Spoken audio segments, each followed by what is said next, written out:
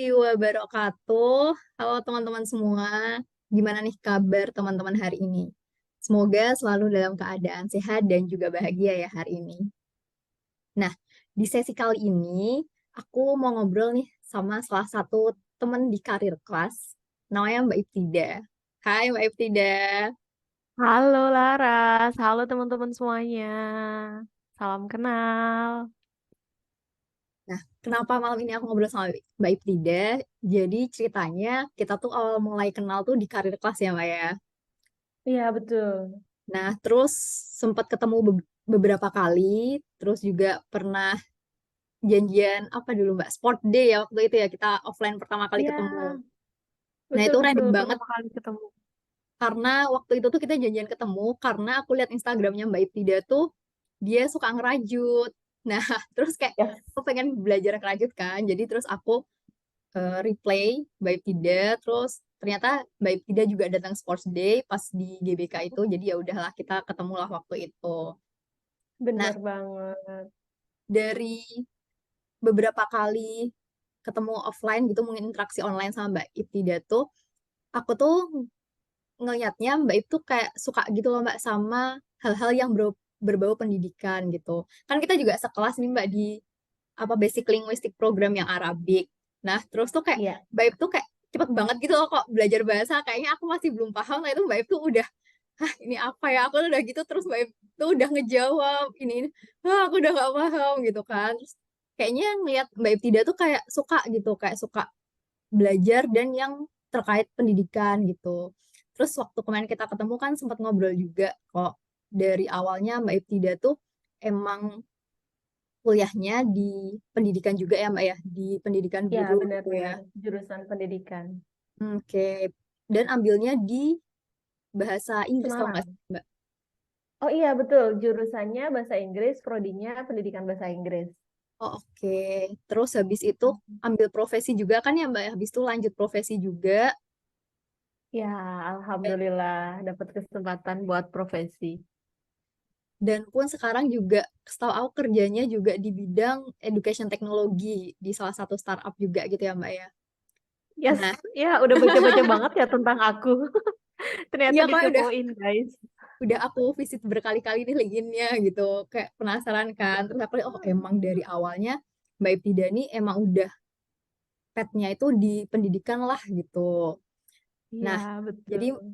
malam ini nih teman-teman kita mau coba sharing-sharing nih sama teman-teman juga tentang gimana sih perjalanan Mbak Iptida dengan interestnya di dunia pendidikan. Nah, mungkin boleh Siap, langsung siap. aja nih dari Mbak itu cerita awalnya gimana sih Mbak? Kenapa? Apakah emang dari kecil tuh udah interest sama dunia pendidikan atau mungkin ada cita-cita kayak jadi guru atau semacamnya emang relate gitu Mbak sama pendidikan Mbak? Hmm. Oke, kalau ditanya cita-cita ya, dulu sebenarnya waktu kecil aku tidak bercita-cita jadi guru, teman-teman. Bahkan dulu waktu kecil cita-citaku itu sering berubah. Aku lupa, to be exact apa aja gitu cita-cita aku. Cuman yang aku ingat, aku tidak menuliskan guru sebagai cita-citaku. Pun ngomongin pekerjaan di dunia pendidikan itu juga nggak masuk di cita-cita aku sebelumnya. Oh gitu. Pokoknya, mm-mm. Jadi pokoknya dulu kalau ditanya, Ipti, aku kan panggilannya Iip ya dulu waktu Mm, kecil. mm, mm. Iip itu kalau gede mau kerja apa? Aku cuma jawab, pokoknya pekerjaan apapun yang nggak mengharuskan pakai seragam, yang dengan pekerjaan itu aku bisa jalan-jalan terus digaji. Jadi aku Oh, jalan-jalan yang bayarin mm, kantor, terus aku dapat gaji gitu. mm, Dan nggak harus pakai seragam. Itu mm, dulu yang kebayang di aku gitu ya dari kecil. Cuman aku nggak tahu apa sih pekerjaan apa yang bisa mewujudkan itu gitu. Sampai mm. one day aku nonton TV gitu kan, terus ngeliat ada reporter, wah mereka seru ya. Kan kalau misal dulu kita kecil suka ada apa reporter yang kalau mau hari raya itu, Ya, nah ya, hari raya itu kan yang suka mudik gitu di kan Mbak, depan pintu siaran tol, langsung. iya betul, di depan pintu tol kah atau di mana kah gitu. Ih, Mm, kayaknya seru ya kalau bekerja kayak gitu gitu. Aku bisa jalan-jalan, terus aku dibayar juga sama mm. kantor gitu. Cuman aku nggak tahu gimana caranya aku bisa jadi reporter at that time. Selain karena ya di keluarga aku nggak ada yang pekerjaannya seperti itu. Terus juga lingkungan sekitar aku kayaknya nggak ada juga. Habis itu pas udah sekolah SMA, kalau SMP kan ya namanya masih anak kecil ya. SMP di desa ya, SMP di desa bukan SMP di kota besar. Jadi aku juga masih dianggap dan diperlakukan seperti selayaknya anak-anak gitu, nggak yang ditreat seperti orang dewasa. Jadi Hmm. waktu SMA aku baru ini nih, tahu baru apa ya, terekspos dengan kalau kamu mau jadi reporter, path-nya itu ya kamu paling nggak ikut jurnalistik dan lain-lain gitu. Terus ngambil jurusannya ya mungkin akan lebih baik kalau jurusan bahasa, yang mana itu semua tidak terwujud ketika aku SMA. Aku Oh. nggak boleh masuk jurusan bahasa karena nilai aku. Jadi dulu waktu aku masih SMA, aku nggak tahu ya sekarang, kayaknya enggak sih. Waktu aku masih SMA, orang-orang yang nilainya dianggap rata-rata atas itu tuh diarahkannya itu masuknya IPA. Ya, betul Alasannya betul. gitu kan ya, rasain kan ya Ya, Laras, ya, ya, benar benar. berarti kita satu angkatan. Karena kalau jurusannya IPA katanya, aku nggak tahu ya. Ini katanya nanti kalau mau ngambil jurusan kuliah itu pilihannya lebih Banyak. diverse, lebih banyak, betul. Jadinya supaya nanti nggak bingung pas udah lulus SMA, masuk aja ke IPA gitu. Padahal aku dulu pengen masuk bahasa. Ada bahasa kan di SMA aku. Jadi ada jurusan IPA, IPS sama bahasa. Bahasanya itu cuma satu kelas, yang mana itu kan eksklusif ya. Tapi tidak diperbolehkan. Ya, aku dulu ceritanya cukup manut gitu ya. Jadi ya udahlah, aku nggak masuk bahasa, jadinya aku masuk IPA. Oke. Hmm. Terus aku berpikir, apa nih pekerjaan yang mungkin aku masih bisa jalan-jalan gitu. Terus pas lagi ada waktu aku zaman SMA tuh ada momen ketika kakak kelas yang udah kuliah itu tuh datang ke sekolah. Jadi kayak safari kampus, tapi kampusnya yang datang ke sekolah. Oh Ngasih iya tahu iya kita, iya, ada dulu. inget ya, ada ya, sama berarti. Ya. Jadi ada yang dari, ini boleh sebut institusi nggak? Boleh boleh, nggak apa silakan Oh, Mbak. boleh-boleh ya. Ada yang dari STAN, ada yang dari STIS, ada yang dari IPDN, ada yang dari IPB, ITB, UI gitu. Pokoknya kampus-kampus yang mentereng gitu lah ya. Ada UGM gitu. Nah, waktu itu aku tuh tertariknya sama IPB karena ada jurusan kehutanan. Mungkin di kampus yang lain juga ada jurusan kehutanan ya. Tapi ketika kakak kelas yang IPB itu datang gitu, terus aku tahu, ih kayaknya seru nih. Bogor itu kan tempatnya menarik. Terus IPB jurusannya kehutanan. Aku nanti kalau keterima, aku bakalan bisa jalan-jalan ke berbagai hutan di Indonesia gitu kan. Udah Oh. excited gitu kan. Bayangin kayaknya indah gitu. Mana apalagi waktu itu nilai aku juga ya lumayan gitulah ya. Terus kemungkinan kalau misalnya ikut zaman aku tuh masih sebutannya PMDK. Kalau sekarang kayak SNMPTN gitu ya.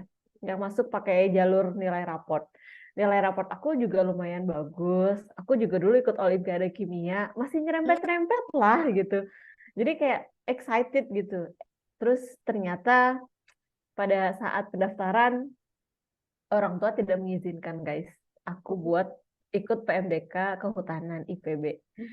Alasannya karena ya aku anak perempuan satu-satunya di keluarga, aku anak pertama, orang tua pengen berharap gitu ya, berharap aku punya pekerjaan yang tidak mengharuskan aku untuk bepergian jauh. Paling enggak masih apa ya, masih bisa lah kalau misalnya harus suatu saat secara mendadak harus mengunjungi orang tua atau yang lain gitu. Dan itu nggak di tempat yang remote or something yang unreachable gitu. Terus Oke. ya udah, aku kan nggak punya pilihan ya, apalagi waktu itu aku juga masih harus mendapatkan support dari orang tua gitu. Terus akhirnya aku manut sama orang tua dan manut sama guru BK saat itu, disuruh daftar PMDK di Semarang. Oh. Jurusannya boleh milih dua nih jurusannya, pendidikan bahasa Inggris sama yang satunya bebas. Any Oke. kind of apa ya, apapun jurusannya boleh gitu. Terus aku, wah kesempatan nih, aku nggak bisa masuk kehutanan, aku mau ngambil kimia deh, karena aku suka banget sama kimia. Hmm. Guru aku kimia itu dulu beliau itu pindahan dari Timor Leste dan mendengarkan cerita-cerita dari beliau itu sangat-sangat menyenangkan gitu. Wah, seseru itu ya tinggal di luar Jawa gitu. Buat aku saat itu. Ya. Terus aku milihlah bahasa Inggris sama kimia. Karena passing grade-nya tinggian bahasa Inggris, otomatis pilihan pertama bahasa Inggris dong. Pendidikan Mm-mm. bahasa Inggris, pilihan kedua pendidikan kimia. Long story short, akhirnya aku keterima di pendidikan bahasa Inggris. Terus ya udah, emang rezeki aku di situ kali ya. Awal-awal aku sempat kuliah aja gitu, nggak yang apa ya, excitementnya itu kayak yang nggak yang wow gitu. Ngeliat teman-teman aku pada ada keterima di UI, terus ada yang keterima di IPB gitu. Wah, itu kan dulu aku pengen, tapi Ya. aku nggak bisa gitu. Terus Mm. aku di UNES, yang mana aku belum pernah ke Semarang. I don't have any relatives di Semarang. Aku nggak tahu Semarang itu kayak mana gitu. Terus ya udah di situ keterima masuk semester 1 nilainya masih oke lah. Semester 2 aku coba mengalihkan karena kan kayak mengikuti kuliah yang jurusannya tadinya bukan yang aku ekspektasikan, itu kan kayak butuh semangat gitu ya. Jadi Ya. aku coba ikut UKM dan keblinger tuh di UKM. Jadi nilai atau IPK di semester 2 itu jeblok. Sejeblok-jebloknya, literally jelek banget, astagfirullah. Terus habis itu aku dipanggil sama dosen aku, dosen pembimbing. Kamu tuh sebenarnya kuliah mau apa? Gitu. Terus ngobrol lah, terus akhirnya mulai semester 3, ya udah, ini mungkin takdir aku ya, aku harus menjalankan sebaik mungkin. Udah deh. Akhirnya selesai kuliah, lulus, udah dapat gelar SPD. Terus Oh iya, iya. dari situ kebetulan, ini kebetulan banget, aku nggak tahu ya. Aku tuh coba melamar pekerjaan di beberapa tempat, tapi ya kebetulan yang menerima aku sekolah gitu. Oke. Pertama aku ngajar di Jakarta, di SMA negeri di Jakarta gitu ya. Oh, Ngajar. langsung di Jakarta, Mbak, pertama kali. Mm-mm. Oh, Iya, gitu. betul. Tapi itu PNS atau enggak, Mbak? Atau gimana Enggak. itu? Oh, oke. Ada cerita di balik itu, Laras. Oh, baik. Banyak ya. Jadi tuh kan banyak, ya maklum ya orang sudah sedikit tua. Jadi tuh aku udah keterima pendidikan, terus aku mau nggak mau jadi guru gitu ya. Aku tuh dulu sempat janji sama orang tua aku. Mm. Jadi orang tua aku tuh pengen aku PNS. Tapi Mm. aku belum pengen PNS. Aku tuh ngebayangin back then ya di 2010 ketika aku lulus kuliah, ya Allah aku jadi PNS terus aku selamanya stuck di daerah itu terus untuk Mm. sepanjang hidup aku. I cannot imagine that gitu. Aku masih pengen ke sana dan kemari gitu. Jadi dulu tuh aku bikin kesepakatan, oke, aku coba CPNS, tapi kalau misal aku nggak keterima, Mm. orang tua aku harus ngizinin aku buat aku ke Jakarta dan aku bekerja di sana. Di Oh. aspek apapun, aku bilang gitu. Mm. Terus orang tua aku bilang, ya boleh, Mm. asalkan nggak bekerja di salah satu lembaga gitu. Jadi orang tua aku ada satu lembaga yang orang tua aku tuh kekeh anak keturunannya nggak boleh kerja di situ gitu. Jadi ya nggak apa-apa asalkan bukan di lembaga itu gitu. Udah. Terus aku ikut CPNS tuh tapi ikut doang. Nggak belajar, ngerjainnya asal. Ya udah, yang penting aku datang ikut CPNS. Kalau aku udah ikut, nggak keterima kan aku bisa pergi gitu. Udah, nggak keterima lah. Kan Allah ngasih apa yang kita inginkan ya. Ternyata yang nggak keterima, terus akhirnya aku diizinin buat ke Jakarta. Dan di Jakarta waktu itu dapet tawaran buat ngajar di salah satu SMA negeri gitu. Terus ngajarlah di situ tuh. Baru 3 bulan ada opportunity buat ngajar di salah satu sekolah swasta di Sukabumi, yang mana sekolahnya itu bagus gitu ya. Sangat Ini bagus bahasa menurut Inggris aku. juga, Mbak, itu ngajarnya. Bahasa Inggris. Jadi Oh, mulai oke. starting from the very beginning Mm. ngajarnya bahasa Inggris. Oh, Ngajar yang di institusi formal ya. Kalau misalnya mm. ngajar kayak private-nya sih yang ngajar matematika, yang ngajar bahasa Indonesia, yang ngajar ngaji gitu. Kayak semuanya diambrukin gitu. Udah, akhirnya aku pindah tuh ke Sukabumi. Nah, di Sukabumi pas banget aku habis tanda tangan kontrak. Jadi tuh pas aku apply ke Sukabumi, aku juga apply Indonesia Mengajar. Itu tuh angkatan kedua kalau nggak salah waktu itu. Wah. Angkatan kedua apa ya? Pokoknya masih angkatan awal-awal deh gitu. Aku apply tuh Indonesia Mengajar. Aku tunggu nggak dapat dapat bahasan administrasi aku lulus nggak ya gitu. Padahal aku pengen banget kalau keterima kan aku bisa keluar Jawa gitu. Itu bayangan aku saat itu. Wishlist jalan-jalan ya, Mbak, yang tadi. Betul, betul, betul. Terus ternyata aku nggak dapat kabar kan, sampai akhirnya ya udahlah aku udah dapat job offer di Sukabumi, yang mana aku juga belum pernah ke Sukabumi, aku bisa belajar di situ gitu. Akhirnya aku tanda tangan kontrak lah di Sukabumi. 2 hari aku datang di Sukabumi, aku dapat balasan email dari Indonesia Mengajar kalau lulus administrasi. Itu baru admin ya, kan tesnya masih panjang. Tapi lulus admin aja itu udah, ya Allah, ini ujian apa gimana? Aku baru tanda tangan kontrak loh gitu, dan aku baru banget 2 hari di Sukabumi. Oh my God, kayak, aduh, gimana dong? Kalau aku cabut kayak nggak etis banget gitu. Nah, Ya mungkin dari sekolah mungkin dibolehin, tapi kan sangat-sangat nggak etis gitu ya. Terus ya udahlah, akhirnya aku ikhlasin. Mungkin memang jalan rezeki aku nggak di situ. Mungkin one day aku bisa jalan-jalan ke luar Pulau Jawa dengan tetap mengajar, tapi nggak lewat Indonesia Mengajar gitu. Jadi ya udah gitu. Aku coba ikhlas, tapi saat itu aku ini niat gitu ya.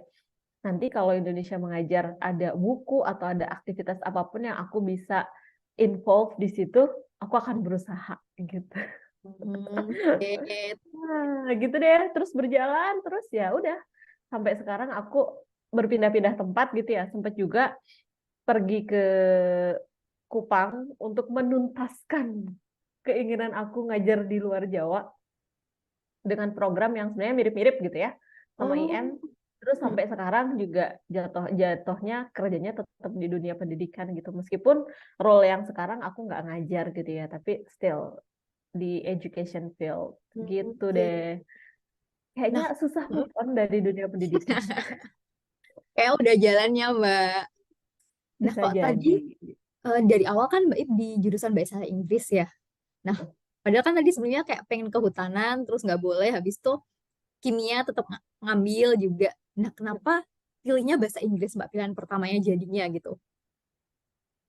Ya karena tadi passing grade-nya itu tinggian bahasa Inggris ya. Kan kalau misalnya kita masuk kampus eh, ada passing grade gitunya kan masing-masing jurusan gitu. Misalnya aku ngambil jurusan A di satu kampus dengan jurusan B di kampus yang sama, ya yang passing grade-nya paling tinggi biasanya sebenarnya ada 2 pilihan sih.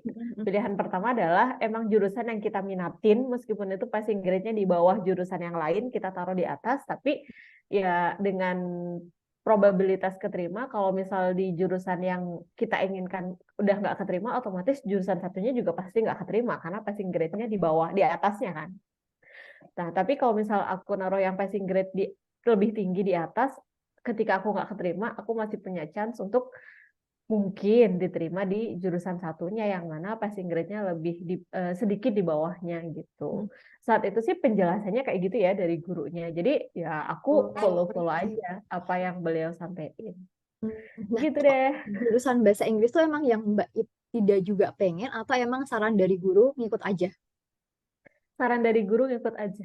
Oke, ya, ya. Sama dulu tuh Mhm, sebenarnya waktu SMA pernah ikut lomba bukan olimpiade, apa ya kayak lomba debat bahasa Inggris gitu. mhm, mhm. Lomba debat bahasa Inggris dan aku lupa waktu itu juara apa enggak ya? Aku lupa jujur. Tapi ya itu, kayaknya guru BK juga kan mungkin ngasih saran itu berdasarkan dari masukan guru-guru yang lain kali ya. Dan Ya. mungkin my teachers, mereka mungkin melihat ada kemungkinan skills di aku yang saat itu mungkin aku nggak mengenali gitu. Jadi Mhm, mhm. aku mikirnya ya guru aku nyaraninnya begini, ya udah manut aja gitu. Kemungkinan juga pasti diarahinnya kan ke something yang positif gitu ya, Mhm. daripada aku melawan gitu. Kalau misalnya melawan, soalnya aku pernah berkonflik sama guru dan ilmunya beneran hilang. Oh, Jadi dulu tuh, oh my God, ini mudah-mudahan ini bisa jadi nasihat buat kita semua ya. Maksudnya buat aku especially, karena ya buat pelajaran. sampai sekarang sampai sekarang aku juga merasa menyesal banget, tapi it happened anyway. Jadi dulu tuh waktu kelas 2 ya, kelas 2 apa kelas 1, kelas 2 kayaknya. Hmm. Aku tuh ditawarin 2 olimpiade buat ikut. Satunya olimpiade kimia, satunya olimpiade matematika. Nah, aku tuh dulu ngerasa lebih mampu di kimia dan aku ngerasa aku lebih suka di kimia. Terus di matematika aku ngelihat banyak teman-teman aku yang lain yang mereka itu jauh lebih jago daripada aku. Jadi aku waktu itu bilang gini sama gurunya, mungkin cara aku bilang nggak sopan kali ya. Terus kayak kualat gitu. Ya itu kayak pengingat gitu ya dari Allah.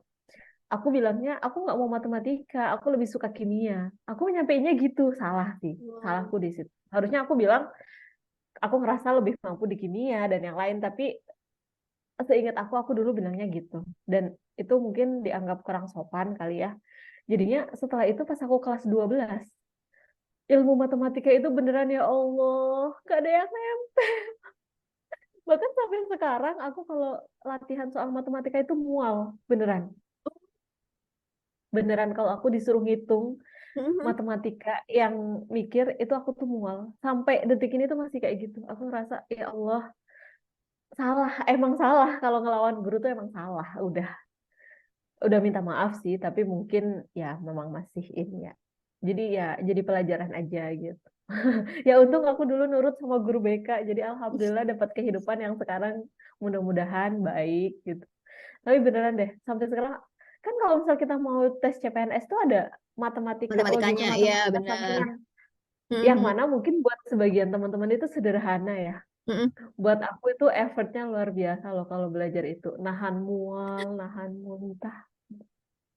So guys, nggak boleh kita ngelawan guru ya. Kita Ya, harus benar. respect. Kecuali kalau kita disuruh melakukan hal-hal yang negatif ya gitu. Baru kita boleh lawan. Terus juga tadi jadi ini ya Mbak ya, pelajaran juga buat kita kalau kayak the way kita komunikasi dengan orang itu juga perlu diperhatikan gitu ya, walaupun mungkin dari Betul. bahasanya atau mungkin ekspresi Mm, gitu ternyata juga ngaruh juga nih, Nah, karena bisa jadi penangkapan orang atas apa yang kita sampaikan tuh jadi mispersepsi berbeda. gitu ya jadi dia ya. Betul, ya Allah. Aku nyesel sih sampai sekarang. Itu salah satu penyesalan hidup aku ya. Ya mudah-mudahan tidak terulang dan mudah-mudahan beliau sudah tulus memaafkan saya. Iya, oke. Nah, Sedih. aduh, jangan sedih Wak, kita tidak boleh sedih di sesi ini. Oke, baik. Nah, terus tadi setelah lulus S1 bahasa Inggris di pendidikan, Mbak Ip kan ambil profesi juga nih bahasa Inggris, terus ngajar juga bahasa Hmm. Inggris. Terus tadi sempat cerita juga kok misalkan ikut kayak program voluntary ya Mbak itu jadinya ya, yang Eh, enggak kayak volunteer sih, karena dikasih gaji kita. oh oke Tapi oke. gajinya bahasanya sih bukan gaji ya, bahasanya kayak uang biaya akomodasi something gitulah. Karena memang ya kalau dibilang gaji enggak sesuai sama aku nggak tahu sih ya UMR sesuai gitu atau ya. enggak. Cuman kalau dibandingkan sama apa ya pendapatan aku waktu aku ngajar di Sukabumi itu jauh sih dari angka yang aku dapatkan ketika aku ngajar di Sukabumi gitu. But Mm-mm. karena waktu itu aku dikirimnya itu ke daerah perbatasan, itu literally perbatasan sama Timor Leste, tapi Nama Timor daerahnya. Leste yang bagian kecilnya, Mm-mm. nama daerahnya itu Amphoang Timur di Kabupaten Kupang. Ampuan Timur. Oke. Amphoang Timur, iya. Jadi kalau teman-teman ngelihat di peta, Timor Leste itu kan ada dua daerah ya, ada yang Timor Leste besarnya yang ada Dilinya, ada juga Timor Leste yang bagian kecilnya. Nah, Timor Leste yang bagian kecilnya itu yang berbatasan sama daerah tempat aku dikirim waktu ikut program SM3T itu gitu. Nah, di Oke. daerah itu tuh, sorry, karena sangat jauh dari Kupang, Mm-mm. jadi aku bisa bisa beneran hemat sekali di situ. Apalagi apalagi warga-warga di sana tuh sangat baik ya. Alhamdulillah gitu ya. Mereka itu sangat welcome, terus baik. Jadinya aku bisa menghemat banyak sekali uang aku di situ gitu. Oke. Nah, kok dulu tuh kenapa Mbak bisa kepikir ikut program SM3T itu gitu? Apa sih yang nge-trigger buat pengen nih ikut program yang semacam itu gitu? Kan kadang mungkin orang juga, ah udahlah mending kerja, udah secara benefit juga udah oke gitu kan, karir gitu kan, pasti banyak lah yang mau ngejar karir juga. Nah, tapi Mbak itu kayak lebih pengen apa ya Mbak? Mungkin lebih ke aktualisasi diri atau mungkin apa sih yang Mbak pengen dengan Mbak itu ikut program tersebut gitu? Pertama, mau Hmm. ngobati keinginan aku yang gagal ikut Indonesia Mengajar. Oke. Terus yang kedua, memang aku ya itu keinginan aku pertama dari awal yang aku tuh pengen ke jalan-jalan Ya. keluar Pulau Jawa gitu ya. Dan aku masih bisa tuh jalan-jalan keluar Pulau Jawa. Aku juga masih ngajar yang mana keinginan orang tua aku bekerja sebagai guru gitu ya. Aku masih bisa mewujudkan itu. Aku bisa mewujudkan keinginan aku buat jalan-jalan dan aku juga mewujudkan keinginan aku buat digaji. Ya udah. Hmm. Kemudian pas aku resign dari sekolahan juga mengizinkan untuk aku cabut gitu ya. Ya udah, kayak semesta mendukung gitu. Hmm. Berarti memang aku waktu itu mikirnya ya, aku belum berhasil ikut Indonesia Mengajar karena mungkin saat itu dari segi skills, dari segi survival-nya aku masih belum ready tuh buat menjalankan itu gitu. Nah, Hmm. setelah aku menjalani hidup 1,5 tahun di Sukabumi, yang mana itu tempat yang baru, aku ketemu orang-orang yang literally baru buat aku gitu ya. Kayak mutual friends-nya kalau misalnya kita mainan IG tuh hampir nggak ada gitu. Oh, Aku aku tuh bisa alhamdulillah gitu ya bisa survive selama 1,5 tahun. Jadi setelah itu kayak oh berarti emang Tuhan pengen aku siap-siap dulu nih 1,5 tahun. Habis itu aku dikasih jalan, dikasih kesempatan buat ikut SM3T. Ya aku datang nggak dengan persiapan yang kosong. Datang nggak dengan pikiran, nggak dengan kemampuan di tangan, sama nggak dengan persiapan hati yang kosong gitu. Jadi emang oh begini ya jalan yang Tuhan kasih. Gue disiapin dulu nih. Baru abis itu, nih kamu udah aku latih 1,5 tahun. Monggo silakan kalau mau nyobain. Kira-kira sanggup apa enggak gitu. Dan alhamdulillah lancar sih. Ya meskipun ada konflik-konfliknya, ada nangis-nangisnya, ada dramanya. khawatir-khawatirnya, ada dramanya. Tapi at the end aku bisa menyelesaikan programnya dengan baik, aku bisa menjaga relasi dengan lumayan baik menurut aku ya. Karena sampai sekarang juga masih terkoneksi dengan beliau-beliau yang di sana, meskipun nggak semuanya. Terus aku bisa pulang sampai rumah dengan selamat, meskipun kulitku menghitam, badanku jadi, ya gitu deh. Lebih di Tapi perbatasan juga alhamdulillah. ya, Mbak ya. Iya, betul. Dan matahari di daerah timur kan sangat-sangat luar biasa ya, gitu. Karena di sana kan apa ya memang mataharinya lebih terasa menyengat tapi menyengatnya itu bukan menyengat karena polusi ya menyengat karena memang itu masih di alam gitu jadi efek ke kulitnya ya bikin kulit aku sedikit lebih gelap dan cukup mengkilap gitu cuman that's life gitu Ya, dan aku ngerasain ngerasain apa ya ngerasain hidup yang luar biasa sih alhamdulillah banget terima kasih Tuhan ngasih aku kesempatan buat itu. beneran dikasihnya tuh mungkin di waktu yang tepat ya, Mbak Bi. Kalau kita bilangnya. Di waktu yang tepat, benar-benar benar. Emang Kadang Allah kita masih nggak tahu tetap ya, berbuat maksudnya baik. rencana ke depan tuh kayak gimana. Ternyata ya udah dikasihnya, udah pas kita siap dan lancar ya, Mbak ya, jalannya ya jadinya ya. Alhamdulillah, iya bener banget. Ya Allah. Jadi buat kita-kita yang masih menunggu momen yang kita tunggu, sabarlah guys. Kita memang sedang disiapin aja sama Tuhan. Gitu kali ya. Bener-bener, Mbak. Hmm. Oke, nah aku jadi penasaran nih, Mbak. Kalau buat Apa tuh? ikut program kayak SM3T atau Indonesia Mengajar gitu, apa aja sih, Mbak, yang dibutuhin gitu? Syarat-syarat apa aja sih biasanya? Kalau Indonesia Mengajar, aku nggak tahu pastinya ya, karena dulu aku cuma ikut seleksi administrasi dan seingat aku dulu seleksi administrasi itu ya kayak kita ngelamar kerja biasa gitu. Jadi masukin ada dokumen-dokumen aja waktu itu dan kan nggak ngelanjutin next-nya.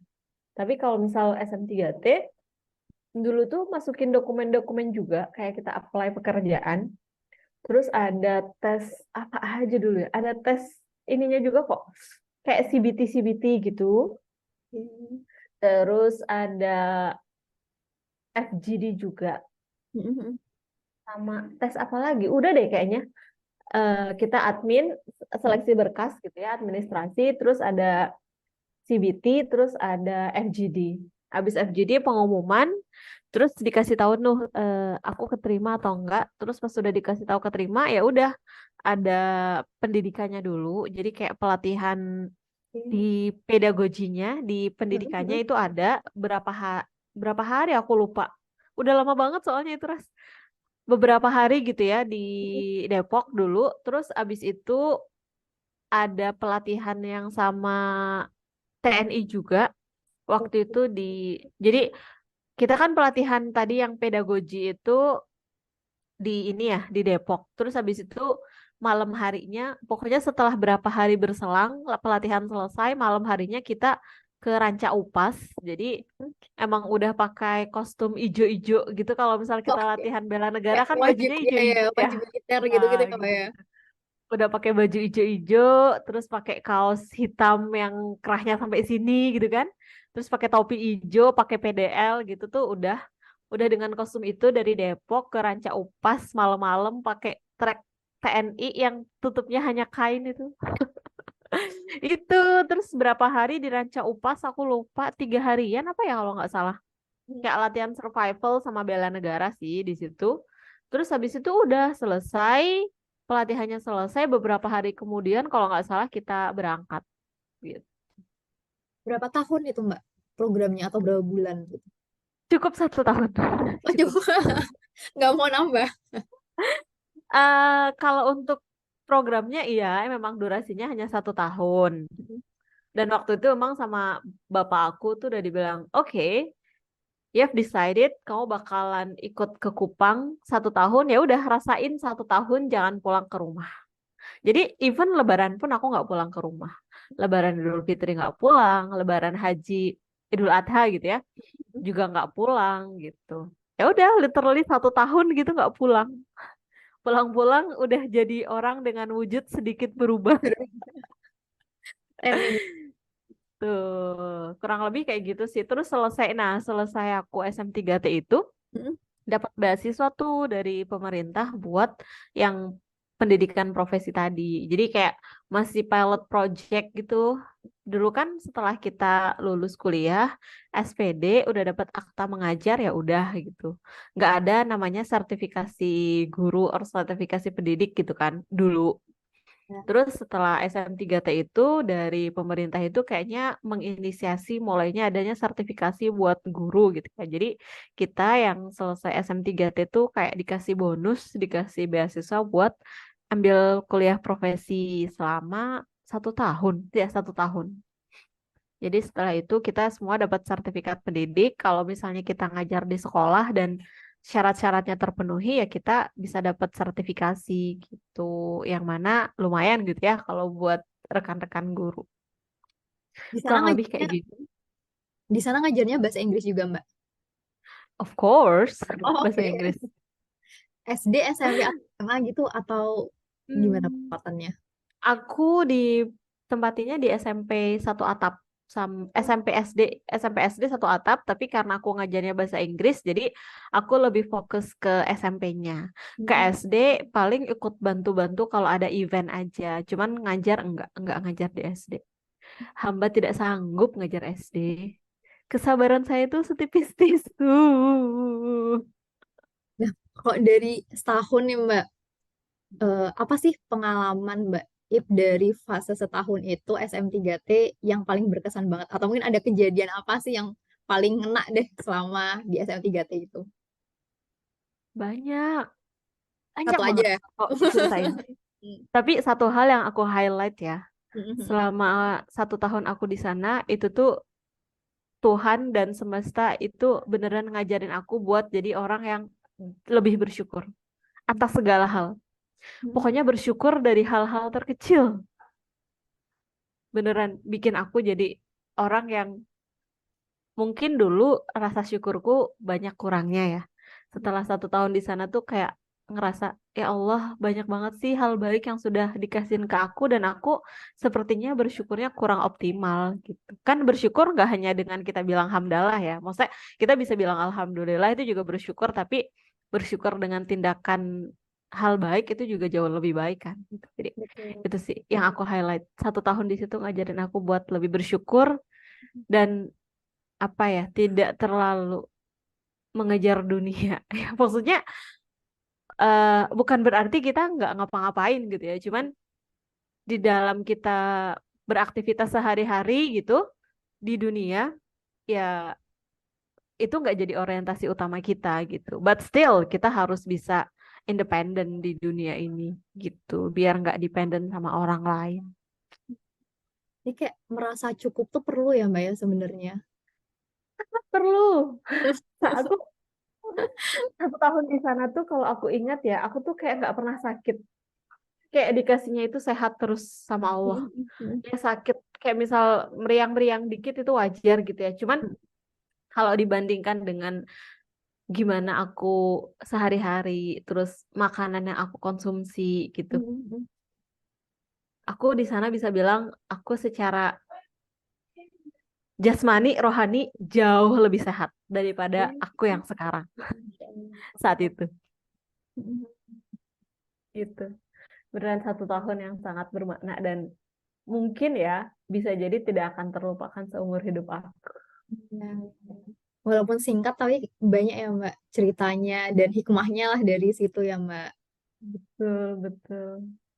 Bahagia Oke. lah. Pokoknya kalau misal ditanyakan ya, Mm-mm. apa sih SM3T buat kamu? Bikin aku jadi lebih bersyukur, bikin aku lebih happy, bikin aku lebih menerima hidup dengan apa ya, dengan hati yang lebih lapang. Kurang lebih kayak gitu. Oh, deh. Nah, ini Mbak, karena udah nih kita tentang Mbak Ibtida dari kuliah, terus voluntary ikut kegiatan mengajar juga di luar daerah. Nah, kalau sekarang nih kesibukannya apa nih Mbak Ib? Ya, cari cuan, biar bisa haji, biar bisa umroh, biar bisa Amin. jajan enak. Amin. Nah, Ya Allah. Iya, aku kerjaan yang sehari-hari. sekarang itu Heeh. juga relate dengan pendidikan. Yes. Akan aku tadi bilang ya, sepertinya aku susah move on antara aku susah move on dari dunia pendidikan atau memang garis kehidupan aku di dunia itu aku juga masih menerka-nerka menjalaninya gitu. Iya, sekarang kerjanya masih di dunia pendidikan meskipun sekarang perannya nggak jadi guru lagi, tapi jadi kayak kalau misal di kantor-kantor kan ada back office gitu ya. Di kantor-kantor bahasanya ya kurang lebih sama lah gitu. Jadi kayak jadi tim support buat lembaga pendidikan tempat aku bekerja sekarang biar kelas-kelasnya bisa berjalan dengan lancar. Jadi role aku lebih ke nyiapin materi buat pelatihan-pelatihan yang ada di situ gitu. Sama kalau memang diperlukan pitching-pitching sama clients itu juga juga terlibat sih, tapi enggak 100% gitu. Oke. Kurang lebih kayak gitu. Kalau bikin kurikulum nih gimana tuh Mbak maksudnya? Kayak kurikulum apa sih dan apa ya? Mungkin kok gambarannya kayak gimana gitu Mbak? Oh, I see. Karena kamu ngelihat role aku content and curriculum developer ya. Iya, kalau kan aku baca di LinkedIn Mbak Ibu tidak gitu kan, content and curriculum developer gitu. Nah, kayak gimana gitu kan penasaran juga ya kayak selama ini kita sekolah itu kan pasti ada kurikulum dan kurikulum tuh juga tiap beda tahun atau mungkin beda menteri gitu juga kadang berubah kan menyesuaikan juga dengan kondisi saat itu. Nah, emang kayak gimana sih Mbak Exactly. ngebikin atau ngebangun suatu kurikulum itu gitu? Sebenarnya kalau misal jadi gini, content and curriculum developer itu sangat spesifik kayaknya ya, dan itu mungkin di lembaga lain istilahnya bisa jadi berbeda. Mungkin mirip-mirip sama kayak instructional designer. Jadi Oke. memang role kita ngedesain kurikulum atau ngedesain konten buat belajar sesuai dengan kebutuhan klien. Karena kan klien yang ditangani sama tim aku tuh B2B ya. Jadi lembaga antar lembaga gitu yang mana kebutuhan dari satu lembaga dengan lembaga lain itu kan berbeda. Jadi kita setelah kita pitching sama klien, kita tahu kebutuhan mereka ya kita harus tailor atau kita harus develop lessons dan kurikulum yang sesuai sama mereka. Kurikulum di sini lebih ke kayak silabusnya, lesson plan-nya gitu. Nah, kalau kontennya itu lebih ke bahan ajar yang akan dipakai. Misalnya Laras dan timnya Laras gitu ya di kantor butuh, aku kan di bagian bisnis nih, aku butuh nih bahasa Inggris untuk dunia bisnis yang seperti kebutuhan aku A, B, C, D gitu. Nah, nanti kita coba susun materi-materi mana nih yang sesuai, yang kira-kira bisa membantu Laras dan teman-teman Laras untuk improve skills-nya gitu. Nah, nanti kalau udah oke sama topik-topiknya, sama materi-materinya, sama activities yang mungkin akan dipakai, baru kita develop lessons-nya untuk bisa accommodate kebutuhan itu. Kurang lebih gitu sih gambarannya ya. Oke, oke, ya. Jadi kayak nyusun apa ya ngomongnya, ya nyusun programnya gitu ya Mbak ya, kayak dari Betul. materinya gitu. Oke, nah mungkin agak balik nih Mbak, agak mundur dikit. Kan sebelumnya Mbak Ip ngajar nih, terus sekarang jadi ngedesain kurikulum. Nah, gimana sih ceritanya tiba-tiba bisa masuk ke startup edutech ini gitu? Kenapa nggak cari mungkin apply yang terkait mengajar atau mungkin malah pengen jadi dosen gitu kan juga bagian dari mengajar gitu Mbak. Gimana tuh ceritanya? Thanks to pandemic. Jadi Oh, ini semua terjadi gara-gara pandemi, guys.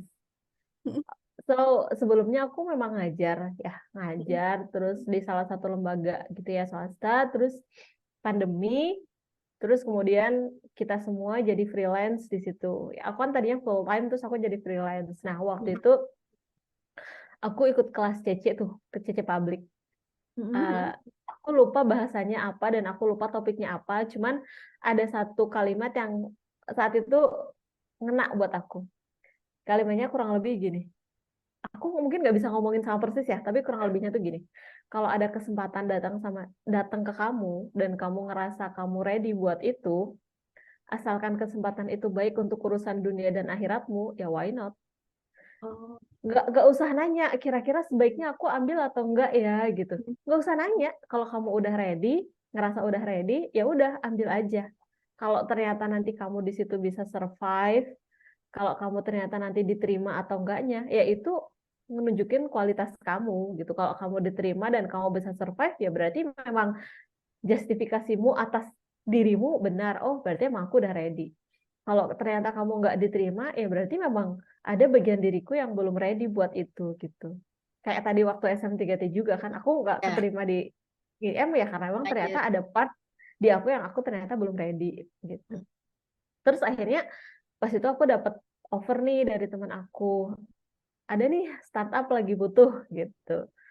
Terus ya udahlah aku coba gitu karena ya siapa tahu gitu kan, siapa tahu skills yang kebetulan ada di aku fit sama apa yang mereka butuhkan gitu, dan ternyata alhamdulillahnya cocok nih gitu. So we started dari posisi aku sebagai project officer, project based officer. Jadi bekerjanya itu berdasarkan project gitu. Misalnya ada project untuk develop lessons buat klien ini, ya nanti aku developnya berapa topik, ya nanti pemberian apa namanya ya, salary-nya atau insentifnya sesuai dengan apa yang aku develop. Kalau aku develop 2 lessons, ya aku dibayar untuk 2 lessons gitu. Kurang lebih kayak gitu. Itu berjalan 3 bulan. Terus setelah itu dulu dia supervisor atau manajer. Dulu kayaknya masih supervisor deh. Supervisor di tim yang handle konten dan kurikulum itu ngasih tahu kalau butuh full time officer, tapi syaratnya mau WFO, mau Oke, apa enggak gitu. iya, Terus iya, iya. waktu itu kayaknya pandemi sudah mulai agak berkurang ya di awal-awal awal-awal 2021 kan pandemi sudah tidak seheboh sebelumnya gitu. Jadi Ya. ada aku coba menawarkan gitu. Siapa tahu possible gitu. Dan siapa tahu diterima dan alhamdulillah diterima. Jadi ya udah, jadilah full timer di startup itu waktu itu. Dengan ya dengan banyak tantangan sebenarnya karena ini aku jujur ya.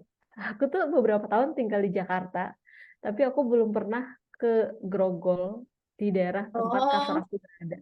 So, oke. beberapa hari sebelum aku mulai ngantor, aku ditemani sama teman aku.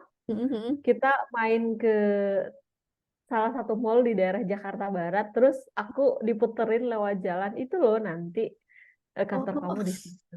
Gitu. survei dulu ya Dikasih Mbak. tahu. dikasih tahu rutenya gitu. Ya, terima kasih sahabat udah mau kasih tahu aku rutenya gitu. Udah, jadinya aku ngantor. Waktu itu baru ngantor berapa hari ya? Kayaknya seminggu lebih. Apa pokoknya nggak lama deh. Nggak ada 1 bulan aku ngantor, lockdown. Jadi Oh, berubahlah yang tadinya WFO jadi WFH. Ya udah, semakin bersyukurlah aku. Oh my God, aku bisa WFH. I iya, didn't have to commute anywhere gitu kan. iya. Udah lanjut, alhamdulillah lanjut sampai sekarang deh. Sekarang juga cuman 2 hari WFO, 3 hari WFH, jadi masih sangat-sangat alhamdulillah banget masih bisa menjalani. Kurang lebih kayak gitu. That's why sekarang aku terdampar bahasanya. Sekarang aku berada di startup. Yang mana dulu kamu pernah kerja di startup ya, terus kamu leave the company dan pindah ke tempat kamu kerja sekarang. Betul? Iya, iya, betul. Nah, gimana tuh Mbak? Eh, apa ya, di pekerjaan yang sekarang gitu, Mbak enjoy gitu dengan pekerjaan yang sekarang jalan kan? Kalau sebelumnya pengennya jalan-jalan nih, ya kan? Sedangkan sekarang Betul. tuh udah Betul. di kantor atau di kosan gitu kan? Karena pilihannya WFH atau WFO gitu. Dan emang mungkin kalau di bidang Mbak Ip tidak kayaknya lebih banyak di depan laptop gitu ya Mbak, daripada jalan-jalan kali Betul. ya kan dulu pengennya Betul. jalan-jalan nih. Nanti gimana nih Mbak ngejalanin peran yang sekarang gitu? Hmm. Pertama tuh aku kaget, jujur, karena sebelumnya itu kan ya aku kerja ngajar ya, meskipun freelance, tapi kan aku masih ketemu orang, tapi ketemunya tuh jarang banget, kayak Hmm, lebih banyak hidupku di kosan waktu pandemi itu kan. Jadi pas ke kantor, aku tuh kayak apa ya, kayak culture shock lagi gitu. Aku tuh sempat ngerasa takut kalau ketemu banyak orang, beneran deh. Takut kayak misalnya aku jalan nih, tek tek tek tek tek tek aku jalan, ketemu orang tuh langsung gini, mengkerut gitu. Kayak takut. I don't know why gitu. iya, iya, iya. Ya ternyata abis itu jadi WFH, ya aku ngerasa kayak percaya diri aku tuh kembali tumbuh gitu. Hmm, Dan I don't mind sih sekarang kalau misalnya aku nggak harus jalan-jalan karena kan aku kerjanya ada WFH-nya ya. Jadi kalau aku hmm. bosen di kosan, I still can commute somewhere gitu. Entah Oh, aku main ke taman, kerja dari taman, atau aku main ke kafe kalau pas lagi masih tebel gitu ya dompetnya, WFC kerja gitu dari ya kafe. Mbak. Iya betul. Atau aku pulang kampung kerja dari rumah yang mana deket sama orang tua itu juga kind of refreshing for me saat-saat ini gitu. Gitu. Sama ada satu fun fact sih sebenarnya. Hmm, Di tim aku kan sebenarnya tadi aku bilang mostly kita lebih ke kayak back office-nya gitu ya. Kita desain kurikulum, kita di Pal Lessons gitu. Tapi ada momen-momen juga yang kita itu eh, get chance dari company buat kerja keluar. Kayak misalnya ada meeting sama klien dan meetingnya itu harus offline. hmm. Terus kita dapat kesempatan buat itu. Terus misalnya ada event-event, kayak waktu itu sempat ada event sama Kemdikbud dan kebetulan dari tim aku yang disuruh datang juga aku. Jadi kayak ya Tuhan masih ngasih kesempatan itu loh gitu. Jadi alhamdulillah ya meskipun ada drama-dramanya, cuman so far aku masih menikmati sih dan alhamdulillah ya masih masih merasa bahagia menjalankan peran ini. Nah, kalau misalkan kayak sekarang ini kan, enggak sekarang sih, mungkin udah beberapa tahun terakhir gitu kan, Mbak, emang kayaknya tuh hype gitu kan, Mbak, namanya kerja di startup gitu, terlebih buat Betul. yang millennials gitu kan. Nah, kok buat Mbak Tidak sendiri tuh gimana sih selama ini kesannya buat kerja di startup? Apa sih kayak mungkin dari culture-nya atau hal lainnya yang dirasa baik atau mungkin yang Mbak Tidak juga kurang cocok atau yang pengen diperbaiki gitu juga boleh, silahkan, Mbak. Apa ya? To be honest ya, kalau aku mau bilang, well, I am working for a startup, tapi waktu aku bekerja di startup waktu awal-awal aku emang masih agak shock ya, karena di awal itu target kita tuh kayak masih banyak gitu. Jadi kita tuh apa ya, kayak merasa bekerja terus gitu. Iya, Kerja waktu banget awal-awal gitu. kerja banget gitu, waktu awal-awal ya. Hmm. Waktu awal-awal ya ngerasa kerja banget, cuman kerja bangetnya itu hanya di jam kerja. Karena Hmm. alhamdulillahnya aku tuh Hmm. dapat supervisor yang beliau itu sangat memperhatikan mental health kita. Jadi beliau itu sering bilang sama kita, kalau memang itu nggak urgent, kita Hmm. bisa kerjain besok, ya udah sisain buat besok. Yang Oke. penting, yang penting adalah kita, yang aku rasain ya, ketika aku kerja di startup awal-awal, yang penting kita itu responsif dan gercep. Hmm. Yang penting kita responsif, kita kerjanya cepat dan tepat, itu sih. Nggak harus kita lembur, nggak harus Ya. kita misalnya clock in jam 9 terus kita nggak clock out masih di hadapan kerjaan sampai jam 10 malam. Alhamdulillahnya aku nggak ngerasain itu. Alhamdulillahnya. Cuman emang kita perlu standby sama responsif sih, sama kayak gercep gitu. Ya. Mikirnya itu kita tuh di apa ya, didorong untuk mikirnya cepet gitu. Jadi misal ada case ini ya kita harus bisa kerja satset gitu. Dan lucky me, teman-teman di tim aku juga alhamdulillah orang-orangnya satset gitu. Ya meskipun tetap aja drama-drama itu ada gitu, cuman banyak satsetnya daripada enggaknya. Jadi aku merasa bersyukur dan aku merasa beruntung gitu. Waktu awal-awal iya. Terus kesini ketika kurikulumnya sama materi-materi yang dibutuhkan itu udah banyak yang ready gitu ya, udah ready to sell istilahnya gitu ya. Ya kita sudah tidak sehektik dulu sih. Paling ada momen-momen bakalan kerja sangat berasa banget gitu ya. Berasa banget aku kerja buat startup gitu. Kalau misalnya ada project-project besar yang mau running atau ada project-project yang kebetulan window kita untuk ngerjainnya atau time frame-nya kita itu terbatas ya, Hmm. atau cepat. Oke. Nah, itu balik lagi berasa di awal. Tapi kalau misal enggak, ya kerja kayak biasa. Aku Aman-aman aja bisa ya. jadi sebenarnya orang-orang melihatnya juga masih kerjanya yang hadeh gitu ya, yang kayak kok Hmm. kerja terus, tapi mungkin karena aku udah lebih beradaptasi, mungkin ya, bisa Hmm. jadi ngerasanya kayak udah biasa aja, itu possible juga sih, Ras. Hmm. Emang Itu kalau tergantung. ini ya Mbak, walaupun fleksibel, tapi tetap kayak time manajemennya tetap diperhatiin juga ya Mbak. Maksudnya kayak ya Betul. tetap kita bekerja ya sesuai waktunya juga gitu. Jangan terus Yes, kan kadang suka exactly. ini ya Mbak ya kayak kebawa suasana jadi agak istirahat bentar lah gitu. Terus jadi kayak keterusan gitu. Exactly, begitu. Nah kalau misalnya Mbak dari peran Mbak Ibtida sekarang, role-nya Mbak Ibtida sekarang, apa sih challenge yang mungkin cukup susah nih yang pernah dijalankan gitu di role yang sekarang nih Mbak? Yang challenging tuh Hmm, apa sih gitu? banyak. Oh, loh. Kita mulai dari role utama dulu kali ya. Karena Oke, role utama itu boleh. kan develop lessons. Jadi Mhm. itu cukup challenging karena kita harus eh, membuat apa ya?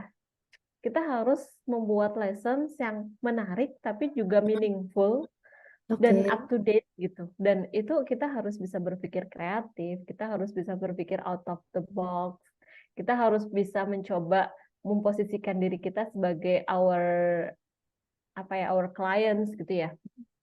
Kira-kira kalau aku bekerja di bidangnya klien itu, aku belajar kayak gini bakalan improve skills aku atau enggak sih? Bakal Oh. useful nggak sih gitu? Aku harus memikirkan hal itu juga gitu. Dan itu nggak mudah sih menurut aku ya. Itu cukup challenging gitu. Karena ya aku misalnya nih sebagai aku nyiapin konten buat belajar timnya Laras. Dan Mhm. I've never become any part of BD team sebelumnya misalnya ya belum pernah bekerja seperti yang Laras kerjakan dan aku nggak tahu harus gimana gitu kan aku harus riset dulu ya harus baca-baca dulu harus nonton video-video dulu gitu kalau misalnya ada orang-orang yang sharing dan kita pun harus consult apa yang kita bikin ke SMI kan apakah itu sesuai atau enggak gitu jadi itu cukup challenging di situ sih kita harus bisa develop lessons yang benar-benar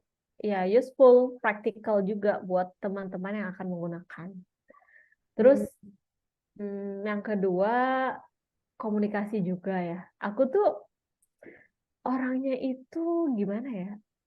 Agak kurang bisa bicara dengan lugas.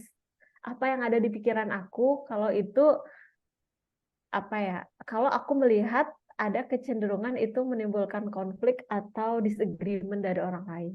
Oke, Jadi ya ya ya. kalau misalnya, misal kayak aku lagi cerita sama Laras gini sekarang, itu kan aku melihat Laras, ya kamu bakal listen to my stories tanpa ngedebat apapun gitu kan. Tapi kalau misalnya ada something, aku pengen argue terhadap something dan itu kira-kira bisa memicu kayak perdebatan, aku tuh suka menahan diri gitu. Padahal di tempat aku bekerja itu something yang sebenarnya aku nggak boleh gitu. Jadi Kayak open aku aja masih gitu ya, Mbak. belajar. Aku masih belajar untuk itu sih gitu. Sampai sekarang, to be honest sampai sekarang ya. Tapi kalau ditanya berprogres nggak dari awal aku join di startup itu sampai sekarang, aku ngerasa berprogres sih. Aku sekarang sudah mulai lebih berani untuk speak up apa yang aku pengen sampaikan gitu dan lebih bisa menerima juga bagaimana teman-teman nanti merespon apa yang aku sampaikan gitu tanpa ngerasa ih kok gitu sih sama aku gitu kok kayak gini sih gitu tanpa ngerasa kayak gitu ya sudah kalau dibilang 100% belum sometimes juga masih kepikiran tapi we can say 75 sampai 80% lah gitu. Yang mana itu for me itu sudah improvement yang cukup untuk aku rayakan. Dan tetap aku harus tetap apa ya, tetap harus improve lagi. Cuman itu cukup challenging waktu awal-awal buat aku ya gitu. Apalagi kalau pas lagi pitching sama clients gitu, aku tuh dulu aku masih ngerasa inferior banget gitu. Kira-kira yang aku omongin ke klien itu bener gak sih? Maksudnya kayak, Oh, salah ya gak sih ya. aku ngomong kayak gini gitu? Salah gak sih? Diketawain gak sih nanti sama Ya ya. kliennya gitu? Kalau misal aku explain something this way atau that way gitu. Tapi sekarang-sekarang kalau dari obrolan aku sama leader aku, obrolan sama aku manajer aku sih, we can say kalau kita ngelihat ada improvement di part itu. Itu. Apalagi ya? Kayaknya dua hal itu sih yang cukup challenging ketika lagi develop lessons, ya kita harus bisa kreatif, bisa create lessons yang benar-benar meaningful dan practical, tentu saja accurate juga ya, dan sesuai sama kebutuhan klien, sama tadi, komunikasi ketika either sesama anggota tim, atau dengan tim yang lain, atau bahkan dengan klien. Gitu. Itu Betul. dua challenge. Tapi emang Kalau komunikasi itu emang selalu jadi challenge ya, Mbak ya, kayaknya dimanapun gitu. iya, and for me itu cukup jadi isu yang cukup besar ya, gitu. Hmm. Makanya, makanya aku ikut CC. Salah satunya yaitu mudah-mudahan aku bisa memperbaiki cara aku berkomunikasi dan cara aku berrelasi sama orang gitu. Jadi enggak yang merugikan orang lain, enggak juga yang merugikan diri aku. Gitu. Ya. Dan tadi yang poin pertama tuh kayak gimana kita bisa menempatkan diri kita di posisi orang itu gitu ya, Mbak ya. Ini kayaknya lebih ke arah melatih kayak empati, terus mau ngedengerin orang gitu-gitu ya, Mbak. Kok misal sama klien gitu. Betul. Iya, betul. Dan mengganti kacamata kita ya, maksudnya bukan dari kacamata Ibtida yang sudah pernah belajar bahasa Inggris, tapi Hmm. menggantinya dengan kacamata Laras mungkin yang dulu belajar bahasa Inggrisnya gimana dan sekarang butuhnya seperti apa gitu. That's not an easy job, tapi ya masih doable gitu. Iya, iya. Challenging Gitu sih, Mbak. deh. Oke, oke. It's challenging, betul. Nah, oke, lanjut nih Mbak kita ngobrolnya. Nah, dari selama Baik, ini nih, Mbak Ip udah terjun cukup lama lah ya di area pendidikan nih, di dunia pendidikan nih. ya Eh, betul. Sebenarnya apa sih yang bikin Mbak Iptida tuh senang gitu buat aktif di dunia pendidikan ini? Terus apakah ada kayak experience atau pengalaman yang didapat mungkin yang emang bikin ya emang aku enjoy nih di pendidikan gitu?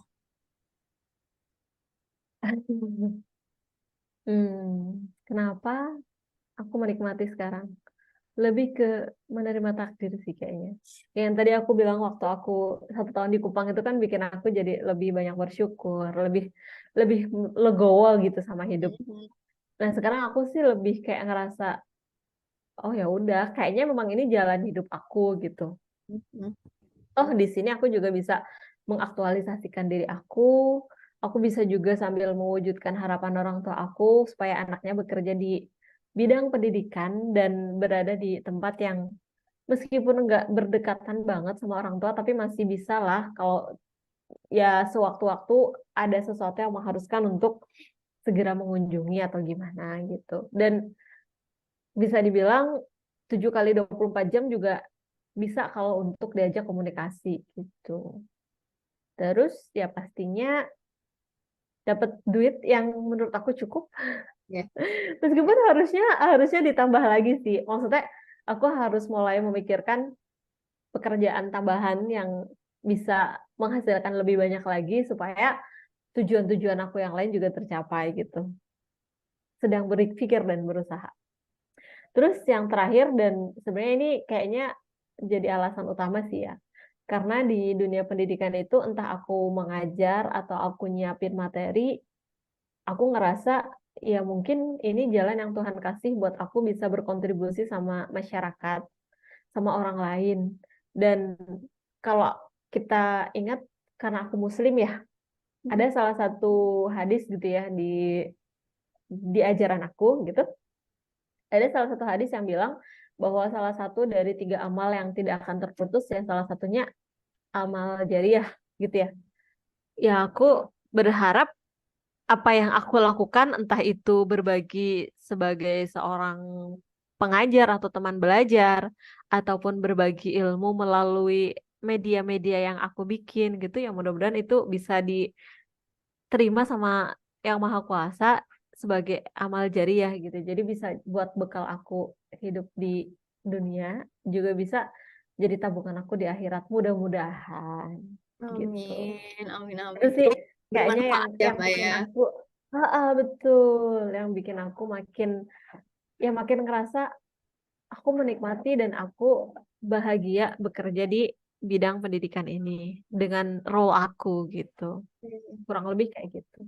Terus kalau ditanya, ada nggak sih experience yang bikin aku jatuh cinta gitu sama dunia pendidikan? Banyak sebenarnya. Salah satunya dulu tuh aku pernah ada di momen yang itu tuh we can say itu apa ya, momen yang cukup rendah gitu ya. Salah satu momen terendah dalam hidup aku gitu. Nah, saat itu aku beneran siang harinya tuh aku nangis-nangis karena satu hal. Aku Mhm. nangis-nangis, aku ya bad mood lah, pokoknya dalam kondisi yang nggak baik gitu. Nah, waktu itu aku dihubungi sama teman aku buat ngajar anak SD, dia itu kelas 5 bahasa Inggris. And did you know, ketika aku di jalan, perjalanan aku mau ketemu teman belajar aku yang kelas 5 SD itu, aku tuh masih nangis-nangis, masih air mata tuh masih masih menetes gitu ya Ya. Allah. Gitu deh, pokoknya agak Mhm. kurang proper gitu lah ya. Terus pas aku udah ketemu itu anaknya, there were 2 kids, ada 2 anak ya waktu itu, laki-laki dan perempuan gitu ya. Hilang semua itu rasa sedih aku. Mhm. Jadi aku ketemu mereka terus kayak energinya tuh auto balik ke aku yang ya aku sebelumnya gitu. Mhm. Dan kalau misal bisa dibilang aku cukup bisa dapat banyak energi ketika aku ngajar. Kalau misal Oh. kalau misal mau dikomparasi gitu ya, misal mau Mhm. dikomparasi antara eh, apa ya, kayak kepuasan atau kebahagiaan yang aku rasakan di antara sebagai teman belajar atau sebagai orang yang develop konten, sebenarnya kalau boleh jujur, aku ngerasa lebih lebih happy, lebih energized kalau aku ngajar. Cuman aku juga menikmati pekerjaan aku yang sekarang sebagai content developer gitu. Sebagai content developer ini kayak aku ngerasanya ya ini adalah momen yang Allah kasih buat aku upskill myself gitu. Yang tadinya aku ngajarnya bahasa Inggris di sekolah-sekolah gitu, sekarang aku harus nyiapin konten buat bahasa Inggris yang dipakai di dunia bisnis gitu ya. Yang mana kan itu cukup berbeda ya karena ISV. Jadi kayak, oh aku belajar dulu nih dari nyiapin konten-kontennya. Ya mungkin, we never know, mungkin one day aku bakal dikasih kesempatan sama Tuhan buat jadi teman belajar orang-orang dari dunia bisnis. Kan itu juga possible. Jadi kayak, oh ini ajang untuk aku upskill myself, untuk aku mempelajari salah satu bagian lain di dunia pendidikan yang one day pasti akan sangat bermanfaat juga. Gitu. That's why aku masih bekerja di tempat ini sampai sekarang. Jadi Kurang lebih kayak gitu. ini ya Mbak, kayak dengan role Mbak Ip sekarang tuh juga jadinya Mbak Ip tidak juga jadi belajar gitu mah. Mungkin belajarnya jadi lebih banyak dari sebelumnya ya, karena kan pasti Betul partinya banget. beda-beda juga kan ya Mbak, project juga beda-beda, Yes, kayak yes, tiap ini pasti exactly. belajar lagi gitu. Betul, betul. 100. Jadi Bener aku juga banget, Ras. suka yang ini Mbak, kayak ilmu Yang tuh, apa tuh? nah ilmu kan ya amal jariah gitu ya Mbak ya, kayak Mm. kadang kita sharing ke orang tuh juga mungkin kadang kadang tuh kalau Laras kayak gini Mbak, kadang takut sharing tuh karena kayak takut ngerasa ini penting gak ya buat orang gitu, kayak masih ada nilainya nggak sih gitu buat orang. Tapi ternyata kadang ketika kita sharing, oh hal yang sederhana tuh ternyata ada ya manfaatnya gitu buat orang lain gitu dengan kita sharing, atau mungkin ngajarin sesuatu yang kadang tuh kayak buat kita tuh kayak simple aja tapi ternyata buat orang lain tuh bikin senang gitu, padahal kita perasaan cuma gini doang deh gitu. Kayak Betul, oh betul, ternyata betul. tuh dengan kita sharing tuh kayak apa ya Mbak, lebih di dalam hati tuh kayak seneng gitu rasanya tuh, karena sebenarnya tuh effortless cuma ternyata Mm-mm. meaningful banget nih buat orang lain gitu. Betul, betul. Iya. Ya, tapi memang supaya kita bisa berbagi hal baik, ya kita harus belajar dulu kan. Jadi Hmm. secara nggak langsung benar kata Laras tadi, ketika aku develop lessons pun, aku sebelumnya harus belajar dulu di apa ya, di bidang-bidang yang sedang aku bikin Hmm. modulnya gitu. Nggak bisa ngarang kan, kita harus Ya. riset dulu. Berarti kita harus belajar dulu dong. Dengan kita belajar, Hmm. benar kita jadi nambah pengetahuan baru, nambah skills baru juga kan. Dan baru kita bisa tuangkan ke materi. Iya sih, benar. Kalau kita kalau kita ngajar, kayak kita itu dituntut untuk nggak pernah berhenti belajar. Ya, Jadinya kita betul dapetnya betul. double. Betul Mbak. Tuh. Karena ada yang bilang juga dengan kita mengajarkan ilmu ke orang tuh malah kayak semakin nambah gitu. Tuh, Mm-mm. kita. Dan Betul, kita juga betul. bantu nginget-nginget lagi kan, pasti kadang kalau mau ngajarin orang tuh biasanya kalau aku kayak belajar dulu gitu loh, karena takutnya "Duh, ntar tanya apa ya, takutnya nggak bisa jawab gitu kan. Bener. Iya kan malu ya kalau nggak bisa jawab. Atau ya kalau jawabnya salah juga jadi dosa jariah kalau kata teman aku ya. Jadi jangan sampai kalau pas kita ngajar atau kita bikin bahan ajar ya mudah-mudahan nggak jadi dosa jariah, tapi mudah-mudahan Hmm. bisa jadi amal jariah. Tuh, amin, amin, amin. Nah, ini nih Mbak, kan kita tuh ketemu juga di kelas BLP Arabik nih. Dan aku ngerasa kayak Mbak Mm-mm. itu cepet banget nih kok belajar bahasa gitu. Terus tadi sekolah juga Mm-mm. bahasa Inggris nih. Nah, Mbak Ip ada Mm. belajar bahasa lain lagi juga nggak?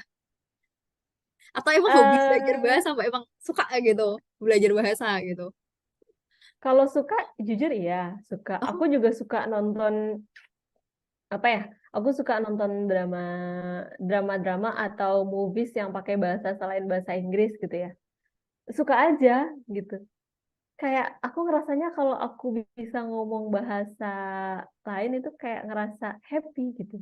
Tapi hmm, nggak perlu aku tunjukin ke orang gitu ya. hmm, hmm, Tapi so far yang baru aku pelajari emang baru bahasa Inggris sama bahasa Arab gitu. Kalau bahasa yang lain ya Korea karena aku nonton drama Korea ya. drakor. Jadi belajar dari situ gitu. Jadi aku coba coba coba nonton drakor cuman subtitlenya nggak pakai subtitle bahasa Indonesia, pakainya yang bahasa Inggris. Atau kadang kalau misalnya aku lagi iseng gitu ya, subtitlenya juga bahasa Korea gitu. Padahal ya kayak apa ya, menerka-nerka gitu, menerka-nerka aja. Oh dia ngomong apa ya gitu. Kayak Gitu. dari Terus ngedengerin, biasa ngedengerin gitu ya hmm, Mbak ya? iya betul Oh. betul.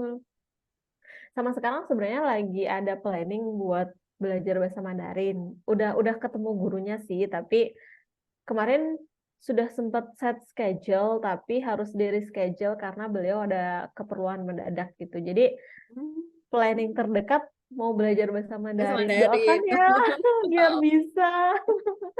It's Keren kan? not going to be easy sih. Pasti challenging cuman dan mungkin sulit ya, mungkin Ya, sulit. ya. Mandarin Tapi kan katanya termasuk yang tersulit di dunia juga kan ya, Mbak, kalau nggak salah. iya, kabarnya gitu. Tapi Hmm. aku pengen berusaha belajar. Ya, paling tidak basic-basic lah kalau untuk apa namanya daily communication yang Hmm. basic-basic paling nggak mudah-mudahan bisa gitu. Doakan ya. Nah, kenapa kepikir Mandarin, Mbak? Kan tadi suka nonton Korea, Kenapa? apa nggak pengen belajar bahasa Korea gitu? Kan kok sekarang kayaknya banyak banget Hmm, yang suka banget belajar bahasa Korea. Kenapa kepikirnya Mandarin, Mbak? oke. Karena kenapa nggak Korea itu dulu kali ya? Kenapa nggak Korea? Karena aku menggunakan bahasa Korea so far itu buat entertainment. Hmm. Dan aku ngerasa dengan sekarang aku melakukan cara seperti itu gitu ya, dengan nonton pakai subtitle bahasa Inggris atau coba iseng-iseng pakai subtitle Korea Hmm. atau nggak pakai subtitle gitu ya, Hmm. aku ngerasa aku bisa menerka-nerka gitu. Baru Oh. menerka ya, maksudnya Hmm. pasif gitu ya, pasif mencoba menerka, memahami kayaknya cukup di situ dulu gitu. Kalau yang bahasa Korea karena fungsinya memang masih entertainment. Nah, kalau bahasa Mandarin, kenapa aku pengen belajar bahasa Mandarin ya di tempat aku bekerja sekarang kayaknya karena sorry, startup aku bekerja kan itu lembaga bahasa ya. Dan aku lihat course Mandarin itu salah satu course yang apa ya, high value lah. Oh. Banyak yang mau Oke. belajar dan terus kalau kita mau belajar bahasa Mandarin juga cost-nya nggak murah gitu. Hmm. Dan aku ngerasa kayaknya perlu nih aku belajar bahasa Mandarin. Siapa tahu one day gitu ya. One day aku mau cabut dari kantor aku, misal aku mau bekerja freelance atau apa dan mungkin aku punya skills Mandarin kan bisa jadi kayak tambahan value buat aku gitu. Meskipun mungkin Mandarinnya masih yang buat komunikasi atau masih yang basic-basic kan at least ya bisa adding value lah di diri aku gitu. That's Oh. why kenapa milihnya Mandarin dulu bukan Korea. Oke. Gitu deh. Sebenarnya awalnya karena dari suka ya, Mbak ya. Jadi belajar ini, belajar itu gitu. Kukira tadi awalnya Betul apa ya. ada target sesuatu yang emang ada requirement nih bahasa Mandarin gitu. Karena kan belajar bahasa Hmm, tuh gak gampang juga ya, Mbak. Kan maksudnya dari betul speaking, betul. belum writing, terus listening tuh aku paling challenging juga ya. Listening, aduh ini ngomong apa ya gitu. Apalagi kok misal belum hafal artinya gitu kayak ini apa ya artinya gitu tuh. Kayak maksudnya cukup challenging gitu lah menurutku belajar bahasa itu. Tapi ternyata Mbak Bener bener. suka gitu jadi malah explore bahasa ini bahasa itu gitu ya. Iya, ya meskipun kemampuan bahasa Inggris aku juga masih rata-rata B aja lah ya gitu. Bahasa Arab apalagi masih jongkok banget gitu. Cuman gak apa-apa deh, mumpung ada tutor yang bisa ngajarin Mandarin dan waktunya kebetulan masih ada, ya Bismillah gitu. Tapi Gitu. ada nggak Mbak kepinginan selain Mandarin nih mana tahu ntar Mbak kayak punya angan-angan pengen belajar ini ah gitu kayaknya oke gitu. Ada. Ada nggak? Oh ada. Apa tuh Mbak? Kalau nggak bahasa Perancis, bahasa Rusia. Oh, oh Rusia. Kalau ya, kalau bahasa Inggris aku udah udah oke, bahasa Arabnya udah wah bisalah diterima. Kalau bahasa Mandarinnya udah jadi dipelajari dan masih ada kesempatan mungkin pengen belajar bahasa Prancis atau bahasa Rusia. Oh, wow, wow, menarik, menarik, menarik. Eh, Itu masih pada tahap keinginan ya, belum hmm, di hmm, ini. hmm. Mm-mm. Kan jadi banyak banget lah Mbak. Mana tahu ntar ke luar negeri atau mungkin ada tujuan untuk bekerja di negara salah satu itu Kalau gitu. itu, kalau itu kayaknya aku hmm, enggak deh. Karena sekarang prioritas aku malah aku pengen mencari pekerjaan kalau misalnya aku mau berpindah pekerjaan Hmm, gitu hmm, ya. Mencari pekerjaan yang bikin aku bisa lebih dekat sama orang tua aku. Sekarang hmm, orientasinya sudah ya, sedikit berubah kayaknya. ya, ya, ya. gitu. Kalau sekarang lebih pengen yang deket rumah gitu ya Mbak ya. Jadi lebih bisa Betul, ngejagain betul. orang tua juga gitu. Ya, gitu Tapi deh. kok dulu emang Mbak sempat ada kepikir nih pengen kerja di luar negeri gitu. Bukan kerja sih. Pengennya dulu, ini dulu ya. Mhm. Tapi aku tidak melakukan effort apa-apa buat keinginan ini. Jadi ini sebatas keinginan belaka. Dulu tuh Oke. aku pengen, dulu tuh aku sempat punya keinginan buat ngelanjutin kuliah ke Australia. Karena dosen-dosen aku kan kebanyakan ada beberapa gitu yang lulus dari Australia dan aku ngelihat, wow, mereka sangat apa ya, qualified banget gitu. Jadi aku dulu sempet, ih pengen nih gitu. Cuman ada beberapa hal yang akhirnya membuat aku jadi tidak memikirkan hal itu lagi gitu. Dan kenapa kenapa aku nggak mencoba melakukan effort apa-apa gitu karena aku ngerasa ya ya udah deh gitu. Ini bukan pikiran yang baik ya. Ini bukan Oke. pikiran yang baik teman-teman. Jadi kalau misalnya teman-teman punya keinginan dan kalian bisa fight buat itu, go fight for your dreams. Tapi saat itu aku memang memilih untuk tidak melakukan effort apapun. Jadi aku lebih memilih untuk fokus bekerja buat alasan-alasan tertentu juga dan ya udah aku sekarang sudah menerimanya. Tapi kalau misal ditanya one day jika dikasih kesempatan mau apa enggak sih kuliah ke luar negeri, ya mau, tapi itu mungkin bukan jadi priority ya. Oke. Ya, ya, ya. Kayak udah enjoy life banget ya Mbak sekarang ya. Apa yang udah ada sekarang ya udah dinikmatin gitu. Iya, mencoba menikmati alhamdulillah iya. Mhm. Tapi sekarang kepikiran juga buat upskill gitu sih, lebih ke situ gitu.